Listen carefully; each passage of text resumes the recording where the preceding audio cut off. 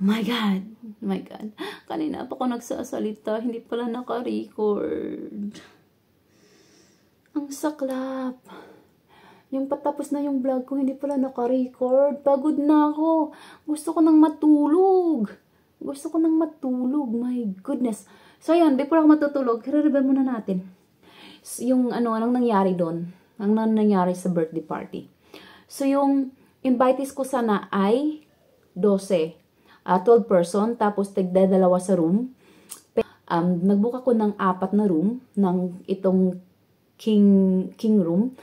Tapos, na-realize ko after a month, sabi ko, wow, ang liit ng space, tapos siyam kami. Pero gusto kong i-upgrade yung isa sa executive, kung pwede ba kako. Ang sabi niya, sure, why not? Ang mo, yung difference na lang. So, nagdagdag ako doon ng 180. So, ang nabayaran ko doon, ang budget ko doon is nasa 800. Tapos, ang nabayaran ko lang doon is, yung food and drinks doon na in-order ko para sa party, kay Glyza, gusto ko sanang may cupcakes yun yung cake. Pero ginawa niya ng 2 layer. So, sabi ko, wag ka nang gumawa ng cupcakes para hindi ka na mahirapan.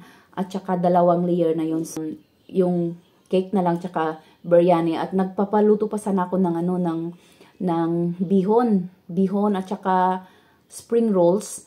Pero hindi daw siya magaling doon. Sabi ko, sige, okay na lang, wag ka ng na lang chicken biryani at saka chocolate cake. Ang budget ko doon is nasa 500, pero ang nabayaran ko doon is 210 lang, biryani 80, tapos cake, tapos yung delivery 30 euros, 210, tapos nagdagdag na rin para ako ng 20 euro na tips para kay Glyza. Yung Adriatico Adami, kasi nga, syempre, yung family name ko doon, Adami. So, tamang-tama sa birthday ko naman sa birthday ko ang nangyari. So, sabi ko, gagawin ko lang naman one time, so why not? Mag-over the top na tayo. Ang budget doon sa party na yun, dapat 3K yun. 3K yung budget natin. 3K yung budget, pero 3K yung budget. So, sabi ko, wow, ang ganda. Parang wow, adami, ganun. So, ang price nun is 280. So, sabi na, diniscount nila ng 250. So, yan is 250 euros. So yung mga pagkain na nabili nga doon sa Ribi na maliliit, mga drinks, wine, mga snacks, finger food, basta ganun, mga fruits. Ang budget ko doon is 100, pero yung nabayaran ko is 64 lang. Mostly, ang dapat nun, yung mga finger food na yun, dapat mapunta ko doon ng early ng maaga. Mga 2, dapat andun na sana ako para mag-decorate ng room. Para pagdating ng mga invitees ko, hindi na sila mag-iinuman na lang, magsiswimming, magde-drinks. Pero ang nangyari nga, kasi nga kailangan kong kunin yan, hinintay kong magbukas sila kasi ayoko na rin bumalik. So, hinintay ko na magbukas sila ng 3:00. So, yung ibang sabay-sabay na kaming dumating.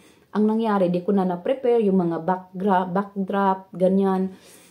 Di ko na na-prepare yun kasi nga naghaw sa oras. I'm so thankful. So, yun dapat yung mga snacks doon. Dapat pagkain yun while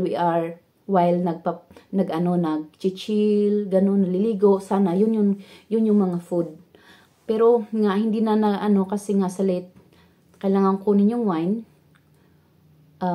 So, hindi na nakain. Hindi na yun nakain. Ang nangyari, nagiging kasama na siya sa dinner. Kasama na siya sa dinner lahat. Tapos kasi walang bihon at saka spring rolls, mag-order sana ako ng seafood. Ang budget ko din is 500. Kaso hindi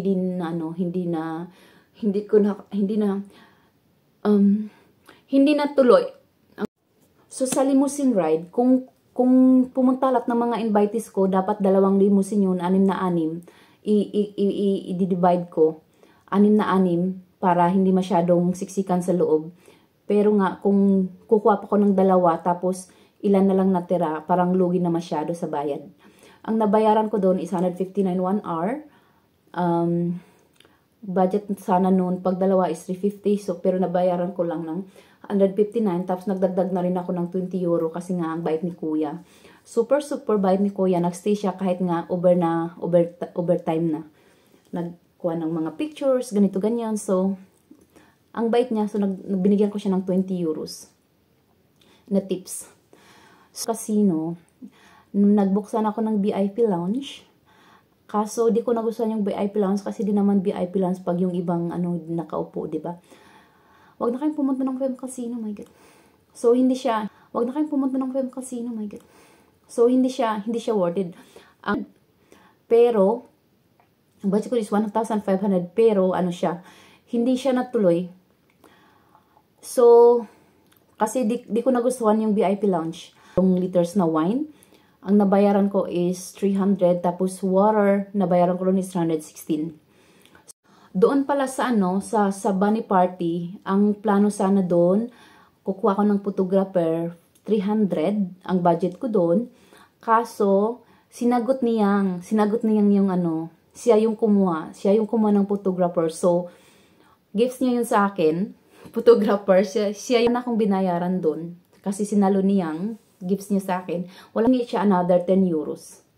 Then another 10 euros binabayaran ko doon. So, ayun, tapos, kinaumagahan naman, pag uwi ko, kasi nga, sa daming gifts, ang nangyari dun, hindi ako nag-Uber na lang ako, kasi sa daming dadalhin ko,